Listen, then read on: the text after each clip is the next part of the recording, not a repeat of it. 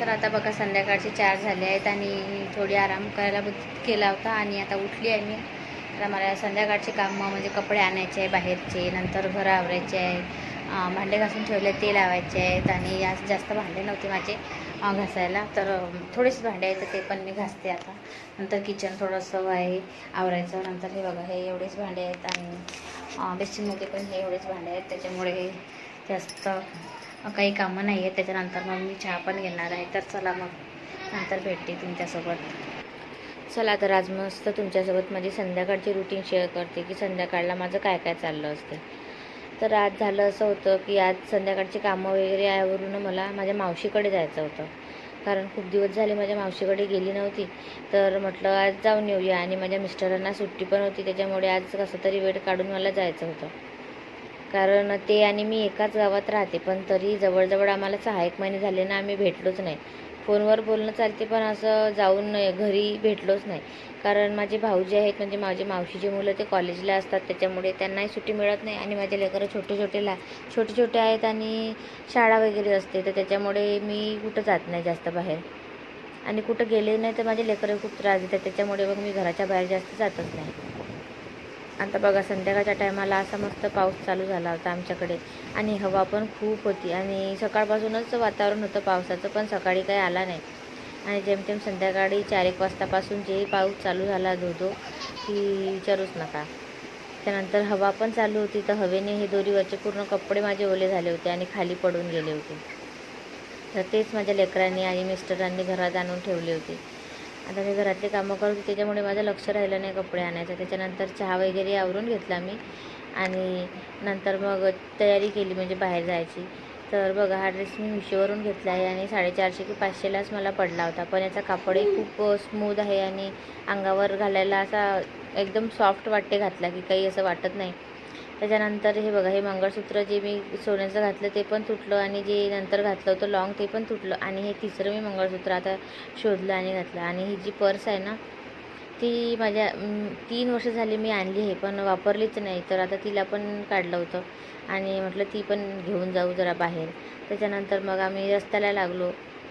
त्या लेकरं सोबत असले म्हणजे मजाच असते आपली आणि खूप लेकरांना अशी मजा येत होती ना. आणि पहिल्यांदा मी तिच्याकडे माझ्या मावशीकडे संध्याकाळच्या टायमाला चालली होती, कारण दिवसभर आम्हाला वेळ मिळाला नाही, त्याच्यामुळे मग संध्याकाळीच मला जायचं होतं. आणि झालं असं होतं की माझी आजी पण आली आहे म्हणजे माझ्या आईची आहे, तर तिला पण भेटायला मला जायचं होतं. आता तिला म्हटलं माझ्याकडे येतं, ते म्हणे मी येत नाही. मग म्हटलं की ठीक आहे मीच येते भेटायला. तर जवळजवळ आम्ही 7 वाजता घरून निघालो होतो आणि बघा हा पहिला उड्डाणपूल लागला माझ्या घराजवळून. तर असे 2 उड्डाणपूल लागतात तिथं जायला आणि माझ्या मावशीचं घर जरा दूरच आहे माझ्या घरापासून. म्हणजे मी पोलीस लाईनला राहते आणि ते ना अजनी रेल्वे स्टेशनकडे राहते, त्याच्यामुळे अर्धा पाऊण तासच्या जवळजवळ आम्हाला लागतोच जायला. आणि त्याच्यामध्ये काय होते की जाता जाता ट्रॅफिक पण खूप लागून जातो, त्याच्यामुळे मग अजूनच वेळ होते. आता किती लवकर निघायचा प्रयत्न केला तर आपल्या लेकरांमुळे आपल्याला जायला मिळत नाही लवकर, कारण त्यांचंच तंगडमंगड चालू राहते. बघा आता जाता जाता ट्रॅफिक लागलं. आता ट्रॅफिक झाल्यानंतर मग आम्हाला फळं वगैरे घ्यायचे होते, तर मग मी फळं घेतली आम्ही आणि नंतर मग पुढे निघालो. आणि समोरच ना मोठं हॉस्पिटल आहे आमच्या इथं नागपूरमधलं, तर ते पण दाखवते तुम्हाला. आणि कसं आहे आपली मावशी म्हटलं आणि कुठं जायचं म्हटलं ना, आता आपल्याला असं खूपच हे होते की आता एनर्जी येते की आता कधी आपण जाऊन कधी नाही. पण काय होते नेमकं आपल्याला तेव्हाच उशीर होते जायला. तर आता 7:30 पावणे 8पर्यंत आम्ही तिच्या इथं पोचलो. आणि बघा हा तिच्या घराजवळचा रस्ता आहे आणि तिच्या घराजवळच बघा छान देवीचं पेंडॉल टाकलं आहे आणि छान गरब्याचं डेकोरेशन छान केलं होतं तिथं देवीचं. आता तिथं पोचलो. लेकरांनी बिस्किटं चहा घेतली आणि मूगडाळ खाल्ली मस्त. आणि ही बघा ही माझी आजी आहे, माझ्या आईची आई, आणि खूप छान आहे बघा ना. एवढी म्हातारी असून आम्हाला भेटायला आली बरं नागपूरला. आणि छान गावाला राहते ते, तिथून आली आम्हाला भेटायला. आणि ही माझी मावशी आहे म्हणजे माझ्या मम्मीच्या पाठची. तर मला 3 मावश्या आणि 1 मामा आहे. जवळ एका गावात असूनही आमचं भेटणं होतं आहे सांगा. आणि नंतर बघा बोलता बोलता तिथं छान असं गरबा चालू झाला होता, तर आम्ही तो पण बघला मग बाहेर उभा राहून.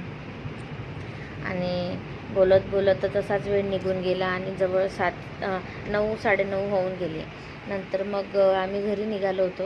जेवण वगैरे काही केलं नाही, म्हणजे त्यांनी खूप म्हटलं पण आम्हाला वेळ नव्हता, कारण सकाळची शाळा होती लेकरांची. त्याच्यामुळे लवकर आवरून लेकरांना झोपू घालून अभ्यास वगैरे करून झोपू घालायचं होतं, कारण सकाळी लवकर उठायचं होतं. आणि बघा जाताना रस्त्याने ना हा लोकमत स्क्वेअर आहे, लोकमतचं ऑफिस आहे खूप मोठं. हे बर्डीला आहे. त्या बर्डीच्या उड्डाणपूलवरून आता आम्ही निघालो आहे. आणि असं वाटते ना गेलं की असं वाटते निघूच नाही, बसा गोष्टी करत, पण कसं आहे आपल्याला घरचं पण आवरायचं असते. त्याच्यामुळे मग कितीही आपलं मन असलं तरी आपल्याला शेवटी घरी जावंच लागते. तर आता आम्ही घरी पोहोचलो आणि घरी पोचल्यानंतर मग मी लेकरांना जेवण चारलं आणि झोपू घातलं. चला तर मग कसं वाटला तुम्हाला माझा व्हिडिओ जर आवडला असेल तर लाईक आणि सबस्क्राईब. बाय.